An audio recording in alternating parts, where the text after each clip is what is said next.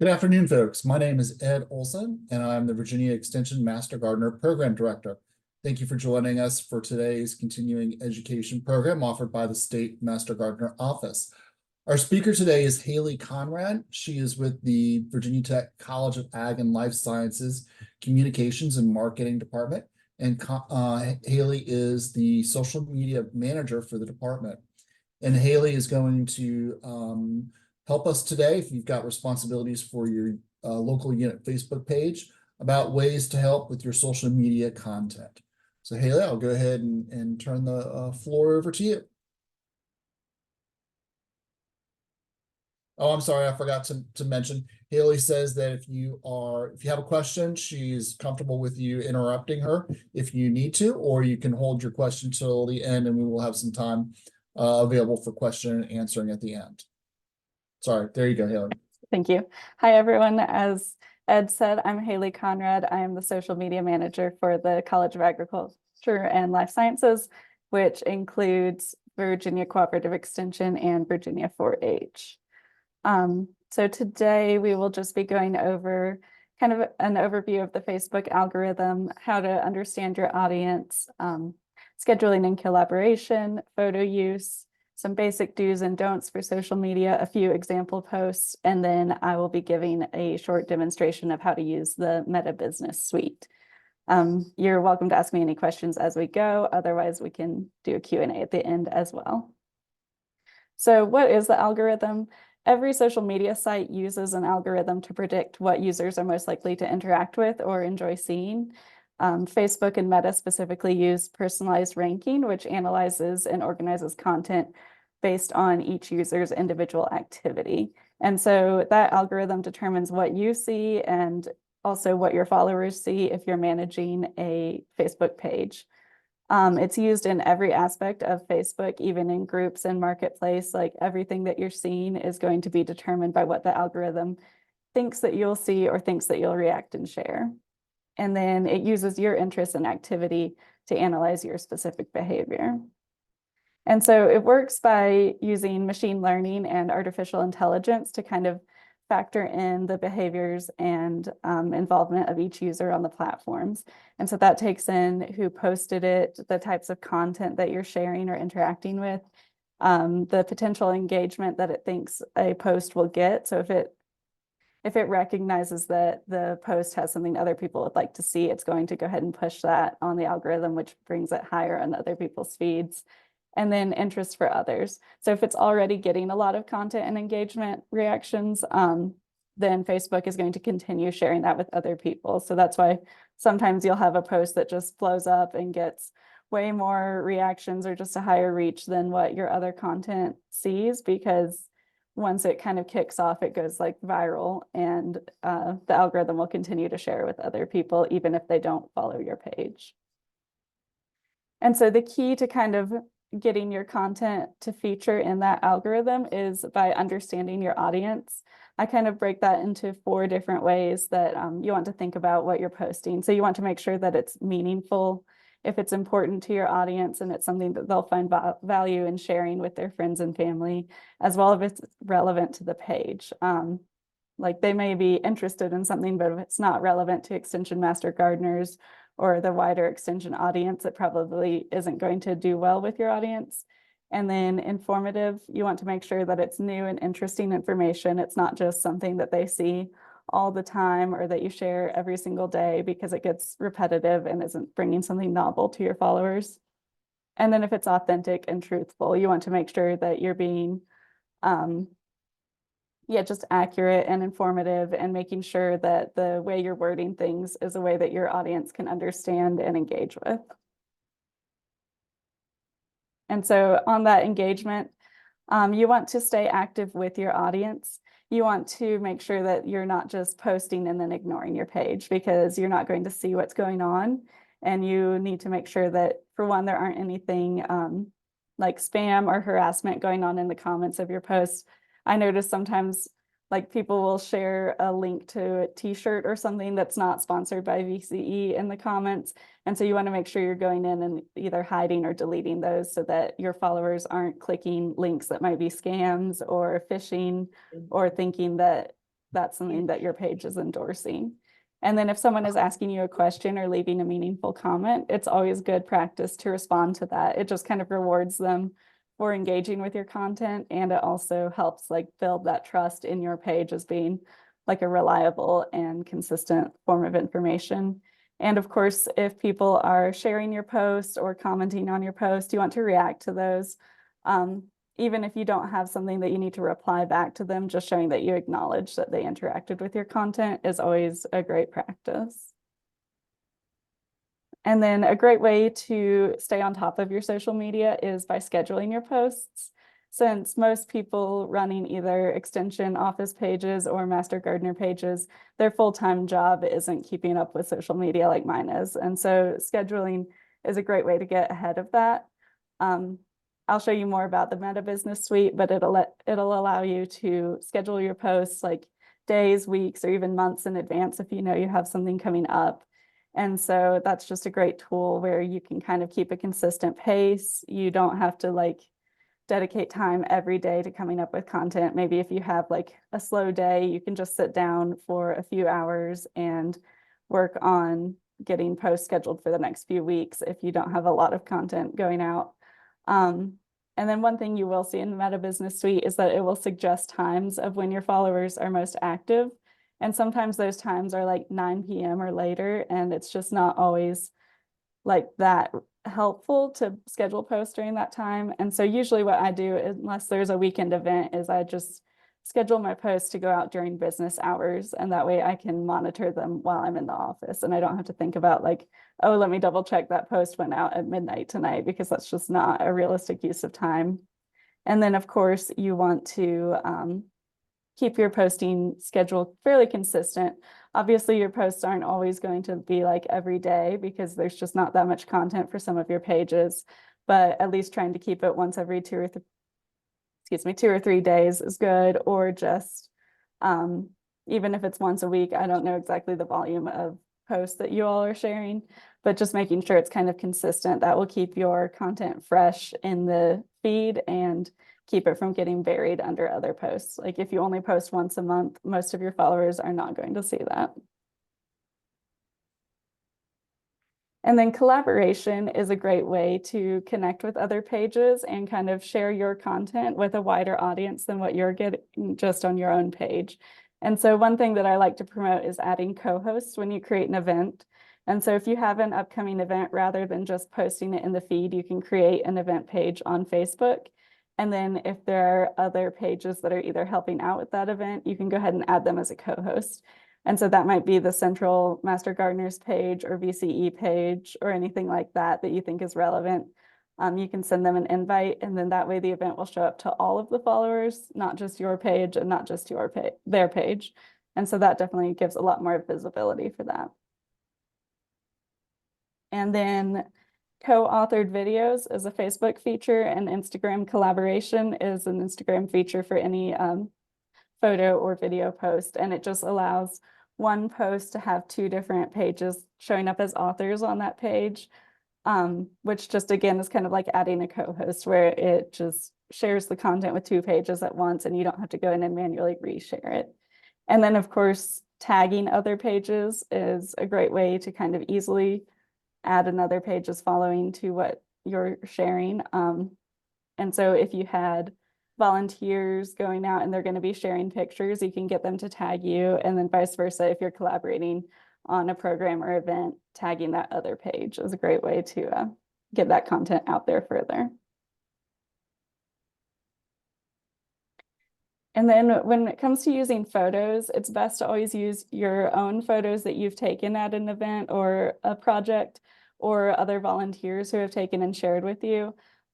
If there was an actual photographer at an event or program, you can ask them to share the photos with you if they're comfortable with you putting them out on your social media channels. It's great to have actual photos of events and volunteers and things like that. It gets a lot of engagement and it feels more meaningful to the audience. Just a general best practice is don't post photos of children without their explicit parental or guardian permission, just because we don't like to violate the privacy of anyone under 18. And then if you do need like a generic stock photo, there are a couple of sites that I recommend. This is Pexels and Unsplash. They're both royalty-free, high-quality photos. And if you use photos from those two sites, you don't need to do any extra attribution to use them. They're just free to use with your discretion. And so with attribution, you just want to make sure if you are using a photo from another source that's not those two, that you share where you got it in the post, just so that you're not stealing content from other creators. And then all photos must have alt text. This is something that's fairly easy to add in Meta Business Suite, but you can also do it individually in posts to Facebook or Instagram from your phone. That just helps for accessibility and is something we have to do. And then again, with alt text, if you're sharing an infographic like the beautiful ones Devin makes for the planting graphics, you have to make sure all of the text is somewhere that can be read by a screen reader. And so if it's too long to go in an alt text, then just add it to the caption of the photo. And that way your audience can see it, they can know what's going on, and they won't be left out if they can't physically see the picture. And then here are the QR codes and the links to those two sites I just referenced if you wanted to take those for future reference.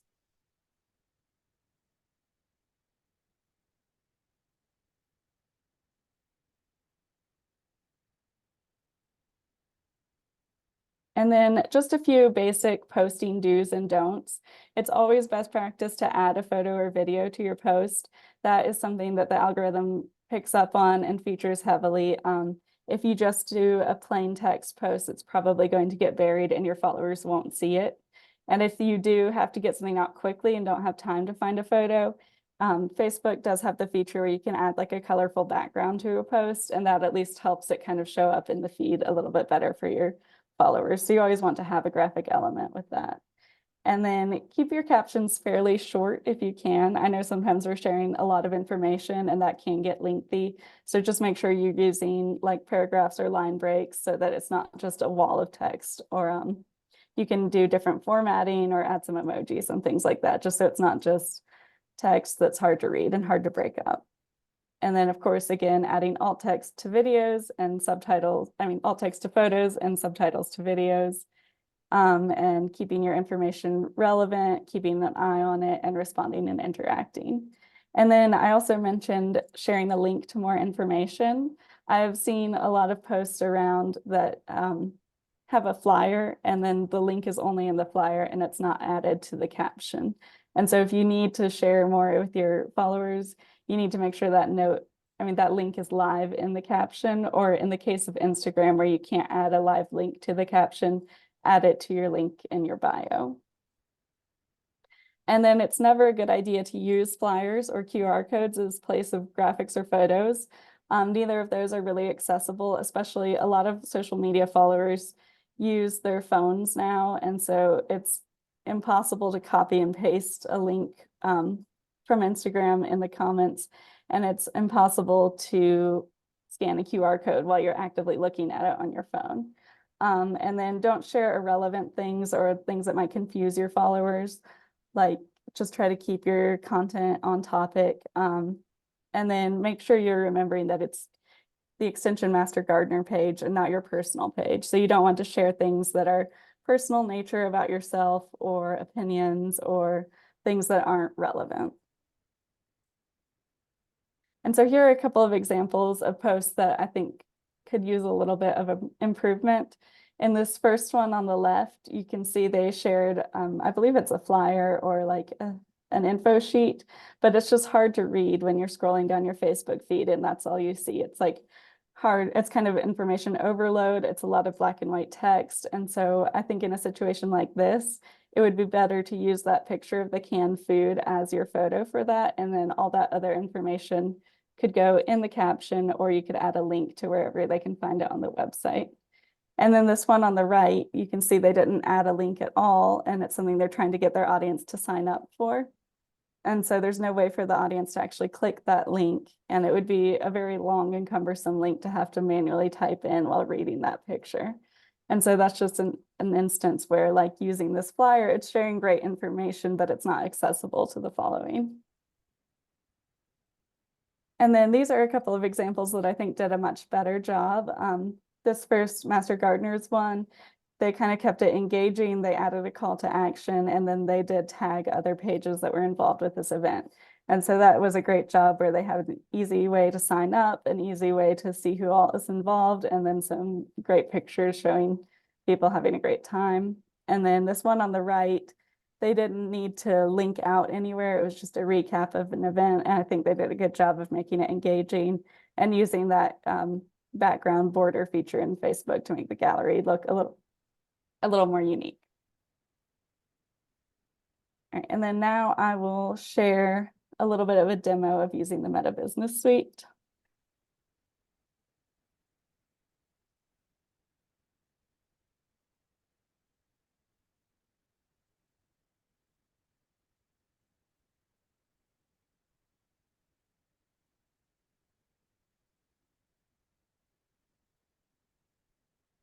All right, so this is what the Meta Business Suite looks like when you first go to it. It has just a lot of different information on this front page. You can kind of see like marketing content, which if you're not doing paid ads, you don't need to worry about these boosts and things. And you have this option down here to grow your audience. And so if you have anyone that has liked or commented any of your Facebook posts, it will have a little button here to invite them to like your page. And so that's an easy way to not have to manually go through and invite people who are engaging with your content. You can just do it all in one place. Also up here, you have the option to create a post. You can create a reel or a story, and you can kind of get a quick look at your Instagram and Facebook following. And then the notifications tab is pretty straightforward here on the left. It just shows you kind of what's going on, all of your notifications that you would get on your Instagram or Facebook. And your inbox is where you can see if you have messages on either platform as well as comments. And so you can see at the top of the page here, you can click through and go through each of these areas to see if there are any comments or messages that you need to reply to. And your content tab is just another great way to go through and kind of quickly see how well different posts are doing. And so you can see when one post starts to do really well, it does kind of blow up, and that's the algorithm saying, oh, a lot of people have interacted with this, let's share it even further. And so that's why it's so important to share content that is going to do well with the algorithm, because it gets such a hugely better impact and reach. So like you see this post, it just went out a few minutes ago, and so it's only reached 2 accounts, and this one's reached over 7,000. So it just makes a big difference to kind of understand what your audience is wanting to see. If you share stories, you can see them here as well. And then there are a lot of features in here that you can get more in depth for, but you really don't need to know about it if you're just doing social media kind of as an overview and not like getting into the nitty-gritty every day.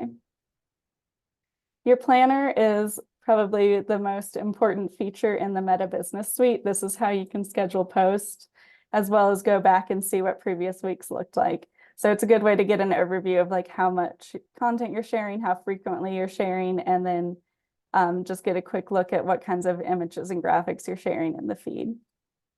And then this is where you can see what I was talking about with the suggested times. So the one tomorrow is at 9 p.m., which I just don't feel like is very useful for my purposes. And so the post I scheduled that day is at 1 p.m.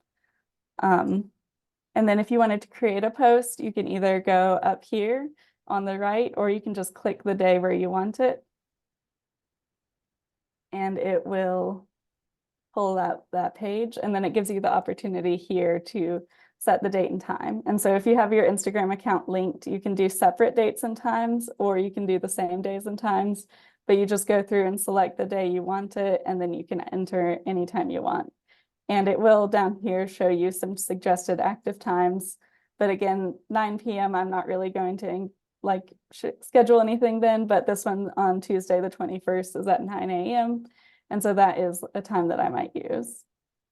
And then you can have the post coming out on different dates and times, but it can be a little more confusing to keep track of. And so if you want to have it a little easier to see everything that's going on, I suggest doing them at the same time, but it can help engagement if you do them at different times. So I'm just making those match, and then I'll click save. And then here at the top, you can decide if you'd rather it be to just one or both your Facebook and your Instagram. So if you don't only want it on Instagram, you can just unselect Facebook or vice versa.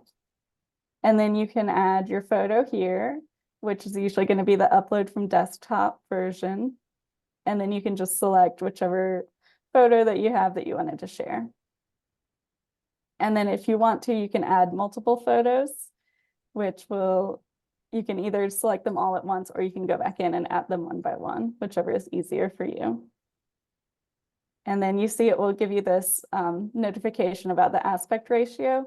If you just have it on Facebook, that's not as important because Facebook can share any size image, but Instagram has a few limited image sizes. And so what I do is just go in and crop them all, which is from the this little pencil shaped edit photo button. And so then it will give you the suggested sizes, which it always recommends square because Instagram does best. But sometimes I think the vertical or horizontal are more interesting, or just keep it more dynamic. And so then it will automatically crop it, and you can drag that crop wherever you want it on the picture. And then I just do both pictures at once so that I know they're both the same. And click apply. And then, like I said before, alt text is super important. So you're going to want to go to that and again, and then click alt text here and enter whatever you think best describes the picture in like a short 1 sentence or 2 sentence. So I'll just add something here.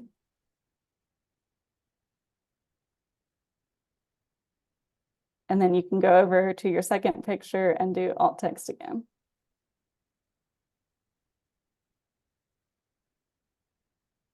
And then just click apply, and that will add them to both pictures. And then you can create your post details, whatever you want your caption to be. And then you can also have the option to have a customized post for Facebook or Instagram. And usually what I do is write the caption and then toggle on the custom post so that I can add a link to Facebook, but not Instagram. So I might say,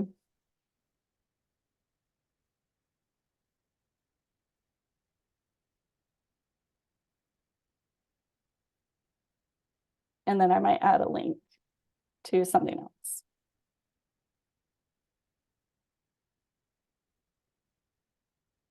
And then for Facebook, that would be fine because that link would go to where it needed to go. But Instagram, you would say, check out the link in our bio to learn more.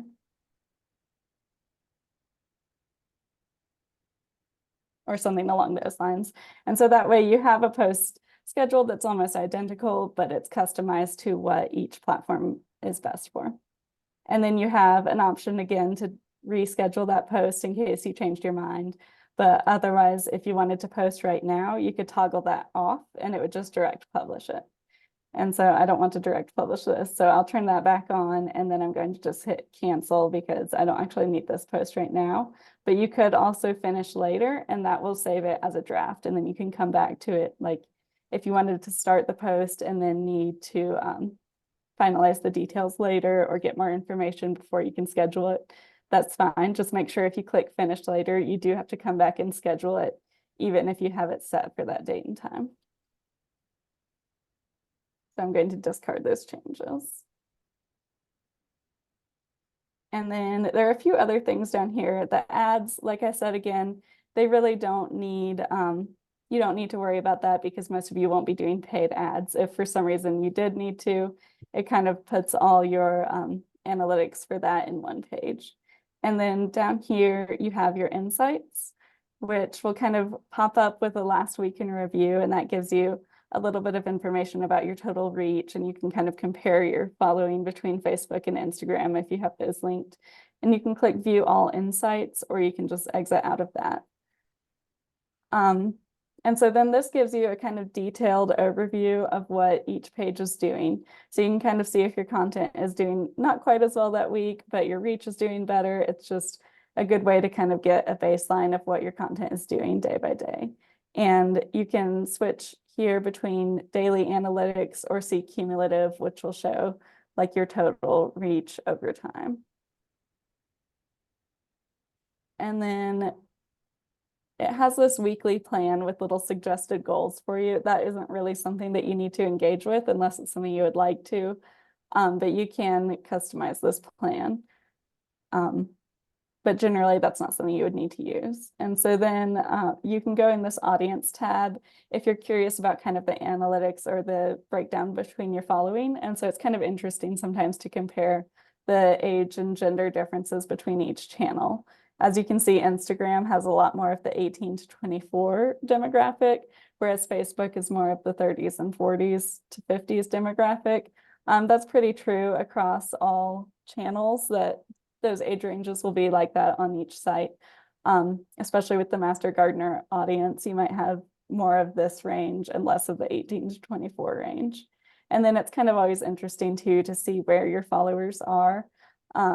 Yours will probably be very focused in on wherever your exact office is and your following. So it's nice to see if people from other parts of the state or other countries are getting any of your reach. And there are just a few different things here if you want to see a little bit more of a detailed breakdown of your analytics. But I think it's usually best practice just to keep a general eye on it and see if you do have a post that does really well, kind of think about what you can do to emulate that. And so like this post, I had a 787% higher than your median post reach. So that means if I can find more content like that, my page will continue to do well. Whereas if you find a post that just kind of flops, then you can know to avoid that in the future.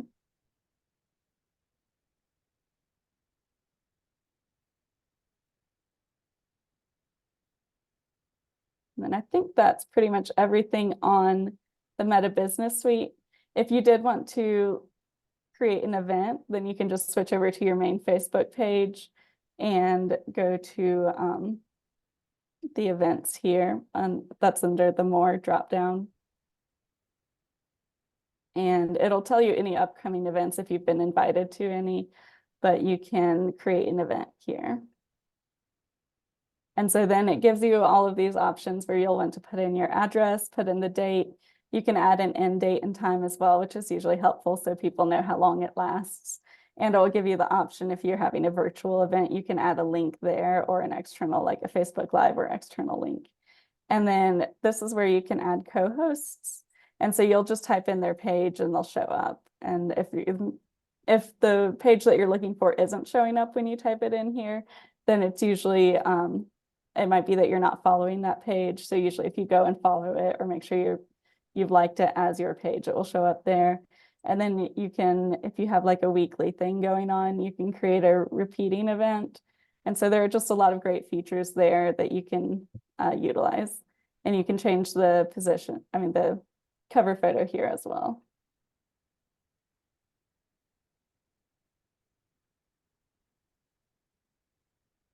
And so when you edit this picture, you can do a few different things. You can remove it all. You can add a GIF instead. And so you just have a lot of different options on the events.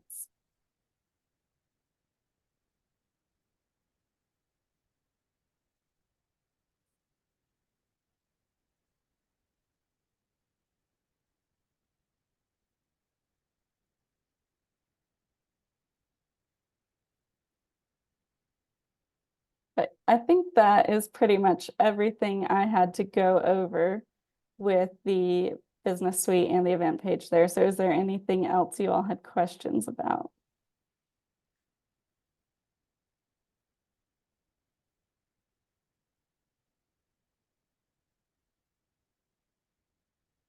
So in chat, Maggie wanted to know if you could quickly return to your Facebook homepage to show her how to find Meta Business Suite. Yes, I can do that.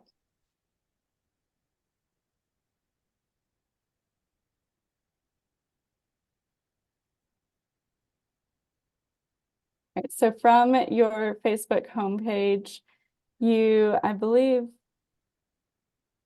I just have it bookmarked, so I don't always go to the link. But I know, I think if you go,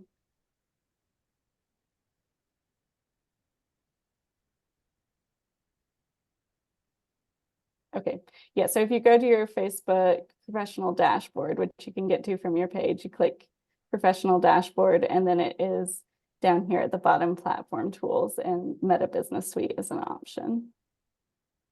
And you can also just type in business.facebook.com and that will pull it up too.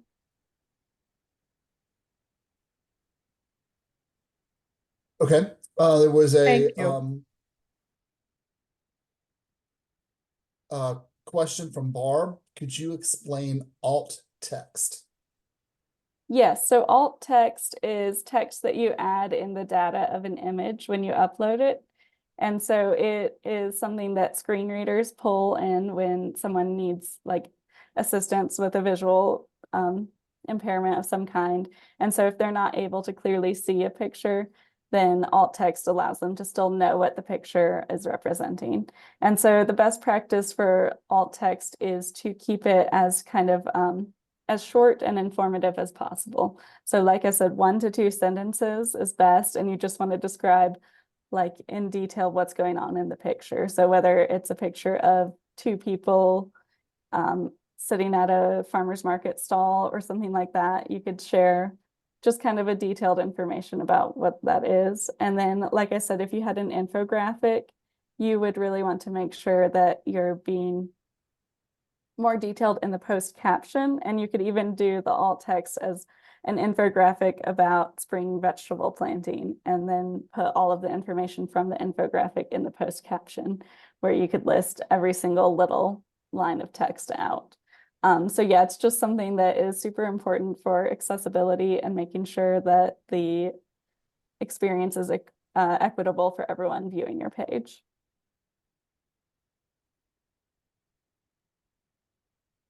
Maggie had a follow-up question to the alt text, and she asked, should we as volunteers be using alt text all the time? Should we add it to photos added by others to our Facebook page? Yeah, So I guess 2 questions. Yeah, so anytime you're sharing a post to your Facebook page, you should add alt text to it. It's just an across the board accessibility thing that should be happening. I know for Virginia Cooperative Extension pages, since they are kind of representing a state agency, they are required to share alt text. I would have to double check if that applies to Master Gardeners as well. But I know for any kind of state entity, it is important and required to share. Could you talk about reels and stories? Yeah. So I always recommend doing stories from the Instagram app because I think that it has the most features. And if you have your Instagram linked to your Facebook, then it'll automatically port over there. If your page doesn't have an Instagram, you can also do stories from the Meta Business Suite or from the Facebook app. It just has kind of limited functionality, but I can show you how to create a story here. So that's just on the homepage of the Meta Business Suite, you have a create story option. And then you can just drag and drop or upload a photo there.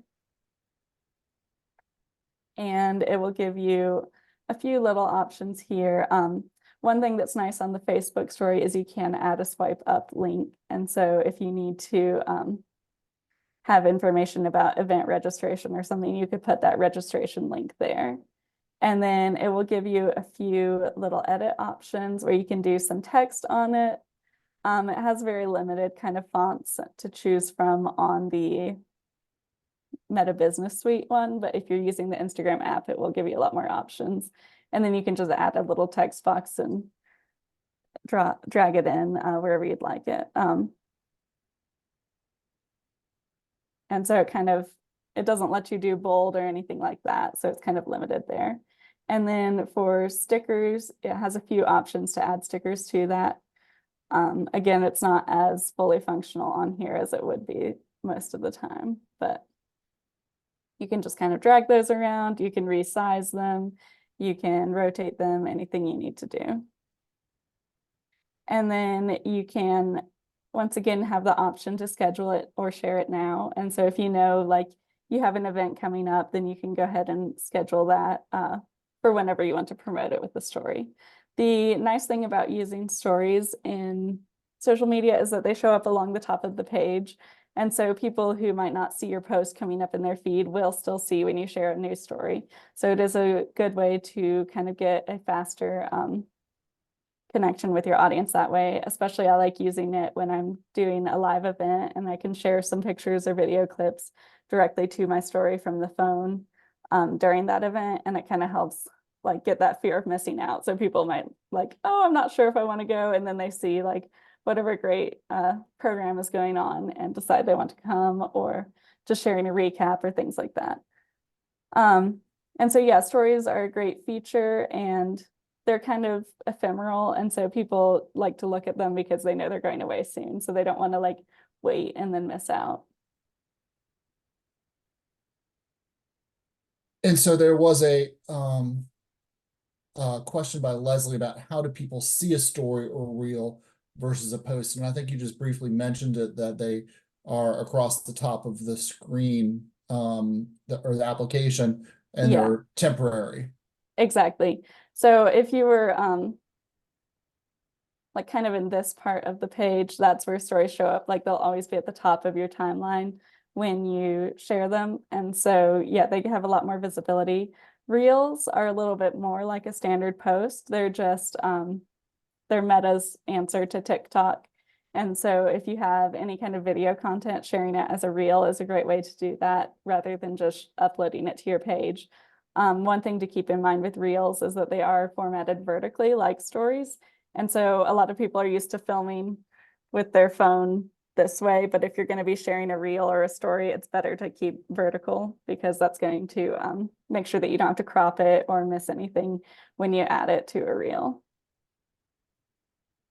Thank you for that tip. We did a request for some videos for a reel, and we had to give those instructions to make sure that they were videoed in the proper Yeah. orientation. There was a question about, Crystal says, photos are we take our best. However, if we need a generic photo, is it acceptable to use a paid source like Canva? And then somebody also chimed in and said that Canva has a free platform for nonprofits. But can you talk a little bit about using photos and maybe photo attribution, particularly if you're using it from a free source like Canva? Yeah, I believe Canva is similar to Pexels and Unsplash, where anything you create on there you can use without attributing to Canva. Especially if you have the free account, it's just going to only show you the royalty-free options. So I think that's totally fine. And then the only thing that I recommend keeping in mind with Canva, if you're creating a graphic with like text on a background, is just keeping that accessibility in mind. And so you don't want to have like white text on a yellow background because that's hard for people with any kind of color blindness to look at. And so just kind of trying to keep in mind accessibility when you're creating graphics. But yeah, if you're getting a picture or just adding some text to a picture from Canva, that's totally fine. And I've also used Pixabay, was it Pixabay? Yeah, I haven't used that one myself, but I know that's a fairly common one as well. All right. Do we have any other questions for Hayley?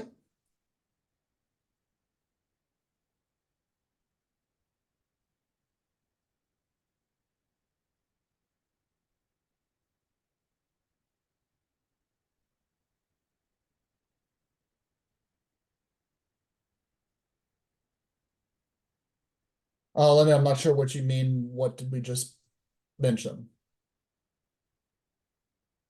We were talking about photos. Do you mean Pixabay? Pixabay.com? Okay. All right. Well, Hayley is like we introduced her at the beginning with Cal's marketing and communications. So if you need to, you could reach out to her. Devin is also our communications support person for the Extension Master Gardener. So she is also accessible to help out if you have some questions. And she's chiming in there on chat for me while I'm talking. Appreciate that. We are taking June off for our continuing ed series since we've got Master Gardener College. So we'll be back in July with a program on invasives from Blue Ridge Prism. Thank you all, and this will be posted up and recorded, so you got that for future reference. Thank you all and have a great rest of the day. Thank you, everyone.